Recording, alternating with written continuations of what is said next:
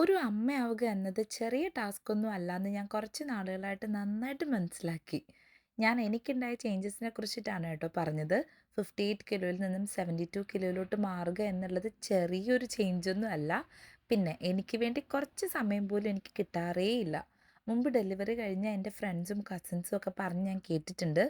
ഒന്നിനും സമയം കിട്ടാറില്ല, ഒട്ടും സമയം കിട്ടാറില്ല എന്ന്. പക്ഷേ പാരൻസും ബന്ധുക്കളും ഒക്കെ ചുറ്റിനും ഉണ്ടായിട്ടാണ് ഇവർക്ക് ഈ പരാതി.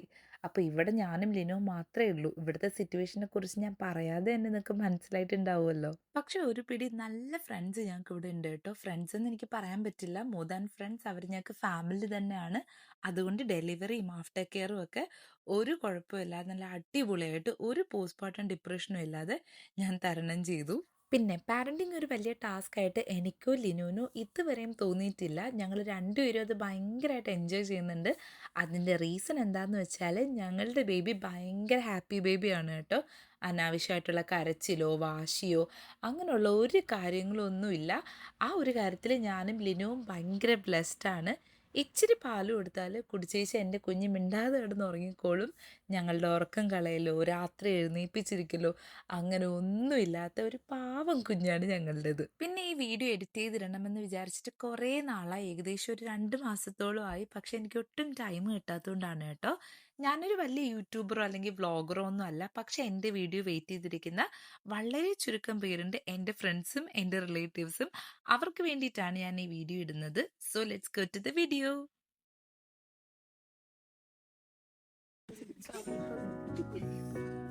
ഇപ്പൊ എന്താ ചെയ്തത്?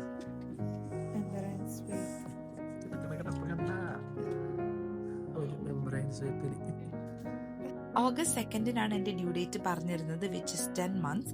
ഇവിടെ ഈ നേരത്തെ പെയിൻ ഇൻഡ്യൂസ് ചെയ്ത് പ്രസവിപ്പിക്കുന്ന പരിപാടിയൊന്നുമില്ല. അവർ കൂടുതലും നാച്ചുറൽ ഡെലിവറി തന്നെയാണ് പ്രൊമോട്ട് ചെയ്യുന്നത് റാദർ ദാൻ സി സെക്ഷൻ. ഇനിയിപ്പോൾ ഓഗസ്റ്റ് 2-ന് എനിക്ക് പെയിൻ വന്നില്ല എങ്കിൽ അവരൊരു 1 or 2 weeks കൂടെ വെയിറ്റ് ചെയ്യാനും എന്നോട് പറഞ്ഞിട്ടുണ്ടായിരുന്നു. അങ്ങനെ 30th of July ആയപ്പോൾ എനിക്ക് വാവയുടെ മൂവ്മെൻറ്റ്സ് കുറച്ച് കുറവായതുപോലെ തോന്നി. അങ്ങനെ ഞങ്ങൾ ഹോസ്പിറ്റലിൽ പോയി നഴ്സിനോട് സംസാരിക്കുന്നതിൻ്റെ കൂട്ടത്തിൽ ഞങ്ങൾ കുറച്ച് കൺസേൺസ് ഇവിടെ പറഞ്ഞിട്ടുണ്ടായിരുന്നു. എനിക്ക് ആസ്മ ഉള്ളതുകൊണ്ട് ഇനിയും വെയിറ്റ് ചെയ്യാൻ പറ്റില്ല എന്ന് ഞങ്ങൾ പറഞ്ഞായിരുന്നു. അപ്പം മിഡ്വൈഫ് ഞങ്ങളോട് ഇങ്ങോട്ട് പറഞ്ഞു, എന്നാൽ നമുക്ക് മെമ്പറൈൻ സ്വീപ്പ് ചെയ്യാമെന്ന്.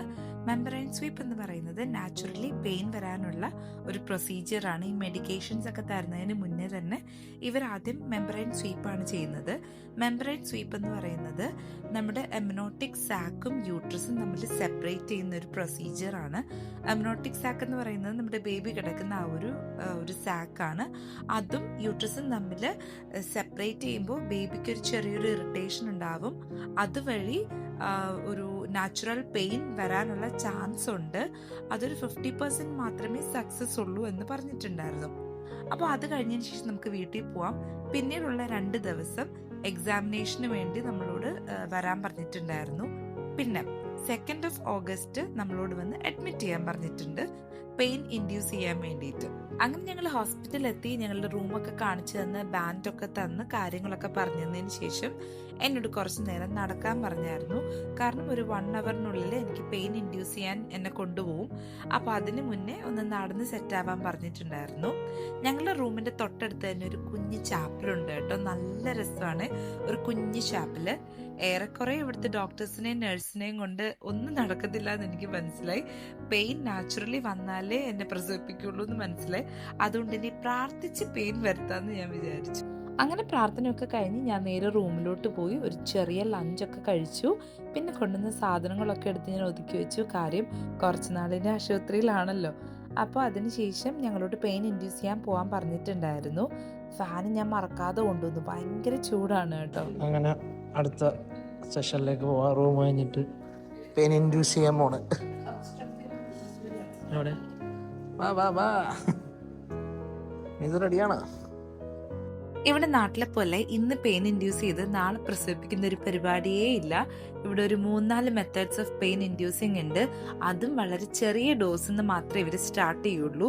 ഇപ്പം എനിക്ക് ചെയ്തേക്കുന്നത് റോഡ് ഇൻഡ്യൂസിങ് മെത്തേഡാണ്. എന്ന് വെച്ചാൽ നമ്മുടെ സെർവിക്സിനകത്തോട്ട് ഒരു 5 റോഡ്സ് ഇവർ ഇൻഡ്യൂസ് ചെയ്യും. ഈ റോഡ്സിൻ്റെ അറ്റത്ത് ഒരു ബലൂൺ പോലത്തെ ഒരു സംഭവമുണ്ട്. ഇത് എക്സ്പാൻഡ് ചെയ്യും, പിന്നെ ഷ്രിങ്ക് ചെയ്യും. അതുവഴി നമ്മുടെ സെർവിക്സ് ഓപ്പൺ ആവാനായിട്ട് ഹെൽപ്പ് ചെയ്യും എന്നാണ് പറയുന്നത്. തന്നത്. പക്ഷെ ഇതൊന്നും എനിക്ക് ബലിച്ചില്ല. ഇതൊരു 12 to 24 hours നമ്മുടെ സർവീസിനകത്ത് തന്നെ വച്ചേക്കും. അപ്പോൾ അതൊക്കെ കഴിഞ്ഞ് ഇൻസേർട്ട് ചെയ്ത് ഞങ്ങൾ റൂമിലോട്ട് വന്നപ്പോഴത്തേനും എൻ്റെ ഡിന്നർ വന്നിരിപ്പുണ്ടായിരുന്നു. ഞാനൊരു ഏഷ്യൻ ബിരിയാണിയാണ് ഓർഡർ ചെയ്തത്. ഒരു വകയ്ക്കും കൊള്ളത്തില്ലായിരുന്നു. ബിരിയാണി അല്ലേ എന്നും പറഞ്ഞ് ചാടിക്കയറി ഓർഡർ ചെയ്തതാണ്.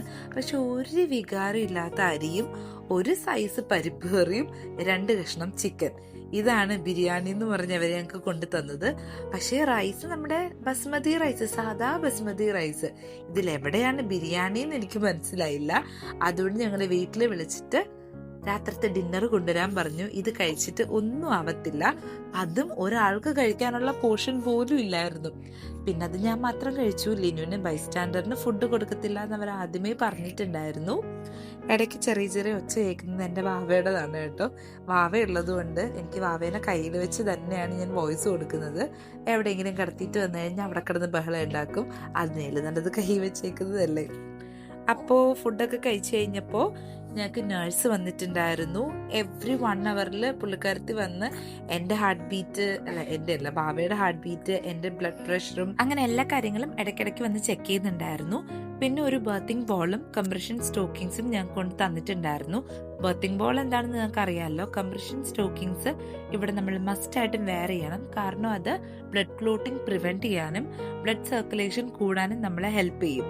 ഈ കംപ്രഷൻ സ്റ്റോക്കിങ്സ് ഇടാൻ ഭയങ്കര പാടാണ് കേട്ടോ. എന്നെ കൊണ്ട് പറ്റത്തില്ല. അതുകൊണ്ട് ഞാൻ ലിനുവിനോട് പറഞ്ഞു. ലിനു താഴെ ഇരുന്ന് കഷ്ടപ്പെട്ട് എനിക്കത് ഇട്ട് തന്നു. പിന്നെ ബർത്തിങ് ബോൾ കൊണ്ട് തന്നതല്ലേ എന്ന് വിചാരിച്ചിട്ട് ഞാൻ കുറച്ചു നേരം ഇരുന്ന് എക്സസൈസ് ഒക്കെ ചെയ്തു. സെർവിക്കൽ സ്വീപ്പ് ചെയ്തിട്ടും സെർവിക്കൽ റോഡ് ഇൻഡക്ഷൻ ചെയ്തിട്ടും ഒന്നും എനിക്ക് പെയിൻ വന്നില്ല. പിന്നെ ഇതായിട്ട് കുറയ്ക്കണ്ടെന്ന് ഓർത്തിട്ട് ഞാൻ കുറച്ചു നേരം ഇരുന്ന് എക്സസൈസ് ഒക്കെ ചെയ്തു. പിന്നെ നൈറ്റ് വീട്ടിൽ നിന്ന് ഡിന്നർ കൊണ്ടുവന്നിട്ടുണ്ടായിരുന്നു. അതൊക്കെ കഴിച്ചിട്ട് കുറച്ച് ഫ്രൂട്ട്സും കൂടെ കഴിച്ച് ഞങ്ങൾ കിടന്നുറങ്ങി. സത്യം പറഞ്ഞ് എനിക്ക് നല്ലൊരു ഉറക്കമൊന്നും കിട്ടിയില്ല. കാരണം മിഡ് വൈഫ് ഇടയ്ക്കിടയ്ക്ക് വന്ന് ചെക്ക് ചെയ്യുന്നുണ്ടായിരുന്നു. പിന്നെ ഇൻസേർട്ട് ചെയ്ത റോഡ് റിമൂവ് ചെയ്യാൻ വരും എന്നും പറഞ്ഞിട്ടുണ്ടായിരുന്നേ. അപ്പോൾ ഇൻസേർട്ട് ചെയ്തപ്പോൾ നല്ല പെയിൻ ഉണ്ടായിരുന്നു. അപ്പോൾ അത് റിമൂവ് ചെയ്യുമ്പോഴും പെയിൻ ഉണ്ടാവുമല്ലോ. അത് ഓർത്തോർത്ത് ടെൻഷനിൽ എനിക്ക് ഉറങ്ങാനേ പറ്റിയില്ല. ഞങ്ങളോട് ആദ്യമേ പറഞ്ഞിട്ടുണ്ടായിരുന്നു റോഡ് റിമൂവ് ചെയ്യുമ്പോൾ സെർവിക്സ് ഒരു 2 centimeter എങ്കിലും ഡയലേറ്റ് ആയിട്ടുണ്ടെങ്കിൽ നമുക്ക് നെക്സ്റ്റ് സ്റ്റെപ്പ് സ്കിപ്പ് ചെയ്യാം, നെക്സ്റ്റ് ഇൻഡ്യൂസിങ് മെത്തേഡ് നമുക്ക് സ്കിപ്പ് ചെയ്യാമെന്ന്. പക്ഷെ എൻ്റെ സെർവിക്സ് അനങ്ങിയിട്ട് പോലും ഇല്ലായിരുന്നു.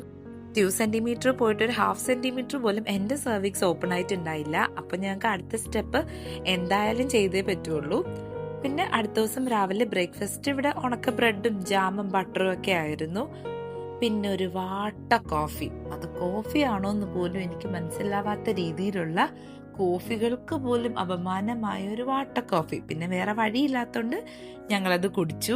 അതൊക്കെ കഴിഞ്ഞിട്ട് എന്നെ മോണിറ്റർ ചെയ്യാനായിട്ട് പതിവ് പോലെ മിഡ് വൈഫ് വന്നു. മോണിറ്ററിങ് ഒക്കെ ചെയ്ത് കഴിഞ്ഞു. ഇതിനിടയിൽ ഇവിടെ പ്രത്യേകിച്ച് ഒന്നും നടക്കുന്നില്ല. മിഡ് വൈഫ് വരുന്നു, ചെക്ക് ചെയ്യുന്നു, പോകുന്നു, ഇതൊക്കെ തന്നെയാണ്. അതുകൊണ്ട് എല്ലാം കാണിച്ച് ഞാൻ നിങ്ങളെ ബോറടിപ്പിക്കുന്നില്ല. ഇതിനിടയിൽ എൻ്റെ ലഞ്ച് വന്നു. ആസ് യൂഷ്വൽ ഒരു വികാരവും ഇല്ലാത്ത ഒരണക്ക ബിരിയാണി.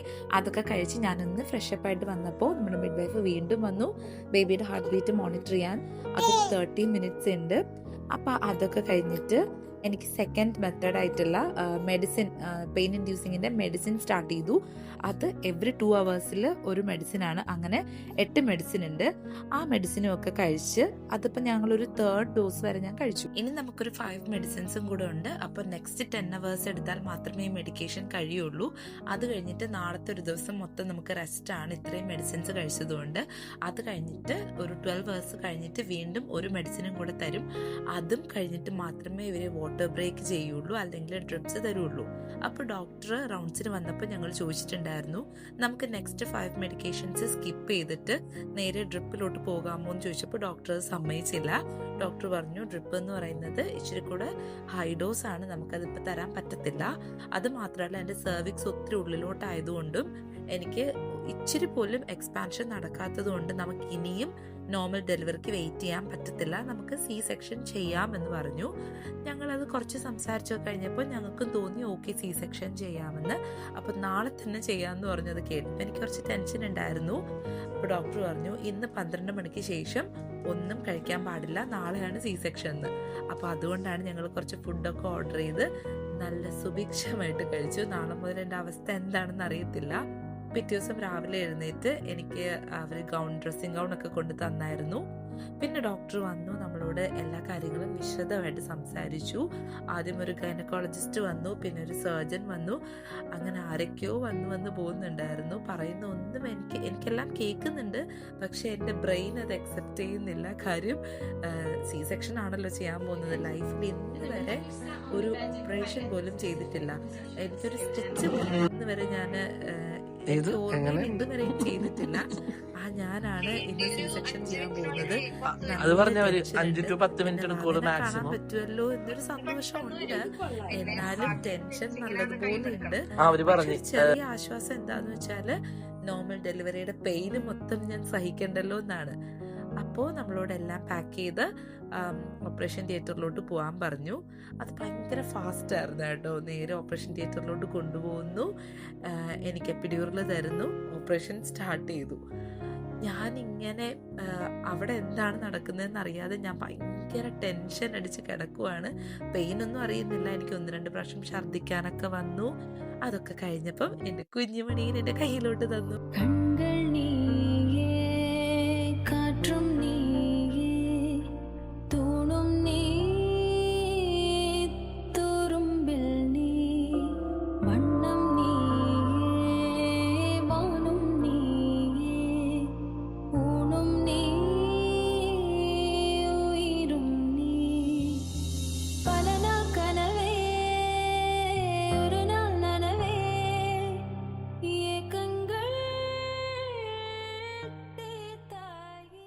എല്ലാം ഷടപടയുന്നായിരുന്നു, വളരെ പെട്ടെന്നായിരുന്നു. ഒരു 2 to 3 hours കൊണ്ട് ഒരു സി സെക്ഷൻ കഴിഞ്ഞ് ഞാൻ നേരെ റൂമിലോട്ട് എത്തി.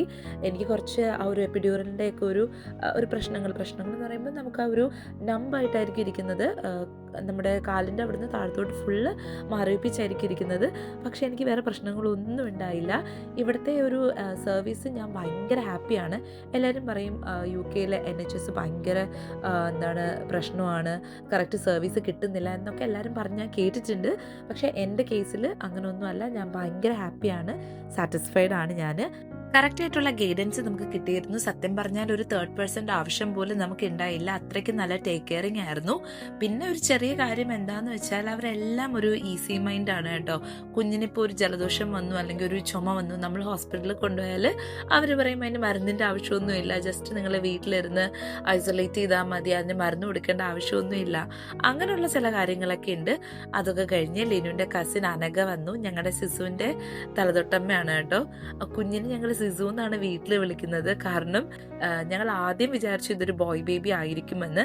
അപ്പോൾ ലിനുവിൻ്റെ ഏറ്റവും ഇഷ്ടമുള്ള ഒരു ഫുട്ബോൾ കളിക്കാരൻ്റെ ആണെന്ന് തോന്നുന്നു, സിഡാനിയൽ സംതിങ്, എനിക്ക് പേരറിയത്തില്ല.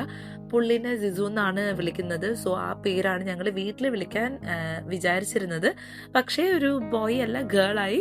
എന്നാലും ഞങ്ങൾ ഓർത്തു സിസു എന്ന് എന്നെ വിളിക്കാമെന്ന്. കാര്യം നമ്മൾ തുടക്കം മുതലേ സിസു എന്ന് വിളിച്ച് ശീലമായി. അപ്പം ഞങ്ങൾ എന്തായാലും തീരുമാനിച്ചു പേരിനി മാറ്റുന്നേ ഇല്ല എന്ന്. പിന്നെ രാത്രി ബസയും പൊന്നും കൂടെ വന്നിട്ടുണ്ടായിരുന്നു. അവർക്കന്ന് ഡ്യൂട്ടി ഉണ്ടായിരുന്നു. എന്നാലും അവർ ഓടിപ്പടിച്ച് വന്നപ്പോഴത്തേനും അവരെ കയറ്റിയില്ല. പിന്നെ ഞങ്ങൾ റിക്വസ്റ്റ് ചെയ്ത് കുറച്ച് സമയം അവർ വന്ന് കണ്ടേച്ചും പോയി. സത്യം പറഞ്ഞാൽ ഈ ഒരു പ്രഗ്നൻസി ജേർണിയിൽ ലിനുവിൻ്റെ ആ ഒരു പ്രസൻസ് എന്ന് പറയുന്നത് ഭയങ്കര ഇമ്പോർട്ടൻ്റ് ആയിരുന്നു എനിക്ക്. ലിനു ഇല്ലാതെ ഈ ഒരു പ്രഗ്നൻസി ജേർണിയും ഡെലിവറിയും ഒക്കെ ഞാൻ ഒറ്റയ്ക്ക് തരണം ചെയ്യുക എന്ന് പറയുന്നത് എനിക്ക് എൻ്റെ കെട്ടിയവൻ വേണമെന്ന് ഭയങ്കര നിർബന്ധമായിരുന്നു. അതുകൊണ്ടിട്ടാണ് ഞാൻ നാട്ടിൽ പോലും പോവാതെ ഇവിടെ തന്നെ നിന്നത്.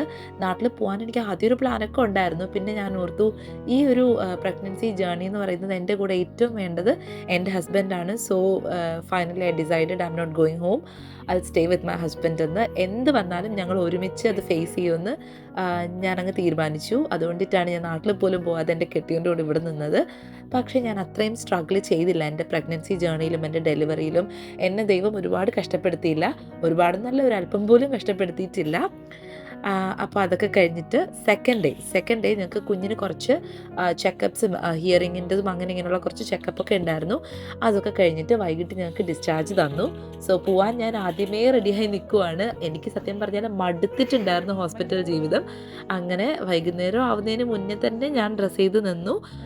പിന്നെ അനഘയും ബസയും ഒക്കെ വന്നു. കാരണം ഹോസ്പിറ്റലിൽ വന്നപ്പോൾ നമ്മൾ കുറേ സാധനങ്ങൾ കൊണ്ടുവന്നായിരുന്നു, അതെല്ലാം തിരിച്ച് വീട്ടിലോട്ട് കൊണ്ടുപോകണം. കുഞ്ഞിന് ഡ്രസ്സ് കുറച്ച് വലുതായിരുന്നു. പക്ഷേ ഞാനത് നേരത്തെ തീരുമാനിച്ച് വെച്ചിരുന്ന ഒരു ഡ്രസ്സാണ്. കമ്മിങ് ഹോം ഡ്രസ്സൊക്കെ ഞാൻ നേരത്തെ തീരുമാനിച്ച് വെച്ചിട്ടുണ്ടായിരുന്നു. അപ്പോൾ എന്തായാലും അത് തന്നെ ഇട്ട് കൊടുക്കാമെന്ന് വിചാരിച്ചു. പെട്ടിയൊക്കെ പാക്ക് ചെയ്ത് സന്തോഷമായിട്ട് ഞാൻ ഹോസ്പിറ്റലിൽ നിന്ന് പോയതാണ്. പക്ഷേ ഒരു 2 ദിവസം കഴിഞ്ഞപ്പോൾ തന്നെ എനിക്ക് തിരിച്ച് ഹോസ്പിറ്റലിലോട്ട് വന്ന് ഒരു 2 ദിവസം കൂടെ ഞാൻ അഡ്മിറ്റായി. വാവേനെ കൊണ്ടുവന്നില്ല. കാര്യം എനിക്ക് സ്റ്റിച്ചിൻ്റെ അവിടെ ചെറിയൊരു പൊട്ടലുണ്ടായിരുന്നു. അത് സത്യം പറഞ്ഞാൽ എനിക്ക് രാത്രിയൊക്കെ ഫീവറായി. അങ്ങനെ 2 ദിവസം കഴിഞ്ഞപ്പോൾ ഞാൻ വന്ന് വീണ്ടും അഡ്മിറ്റായി. വാവ ഹെൽത്തി ആയിരുന്നു, ഒരു കുഴപ്പം ഉണ്ടായില്ല. സത്യം പറഞ്ഞാൽ ഡെലിവറിക്ക് ശേഷം ഞങ്ങൾ കുറേ കാര്യങ്ങൾ പഠിച്ചു. കാര്യം നമ്മൾക്ക് ഇവിടെ ആരും ഡിപ്പെൻഡ് ചെയ്യാൻ പറ്റത്തില്ല, നമുക്ക് ആരും ഹെൽപ്പ് ചെയ്യാനില്ല എന്നുള്ളൊരു കാര്യം നമ്മുടെ മൈൻഡിൽ ഫീഡായാൽ എല്ലാ കാര്യങ്ങളും നമ്മൾ തന്നെ ചെയ്തോളും. അത് നമ്മൾ എക്സ്പെരിമെൻറ്റ് ചെയ്തായാലും ചെയ്ത് നോക്കിയായാലും എല്ലാം നമ്മൾ തന്നെ ചെയ്യാൻ പഠിക്കും. ഞാൻ നാട്ടിൽ നിന്ന് ആരെയും കൊണ്ടുവന്നിട്ടില്ലായിരുന്നു, ഞാനും ലിനും തന്നെയായിരുന്നു, പിന്നെ ഞങ്ങളുടെ കുറച്ച് ഫ്രണ്ട്സും. അപ്പം ഞങ്ങളൊക്കെ തന്നെ മാറി മാറി എല്ലാ കാര്യങ്ങളും ചെയ്ത് അതൊക്കെ അങ്ങ് ശീലമായിക്കോളും. അപ്പോൾ അത്രയേ ഉള്ളൂ. That's the happy ending.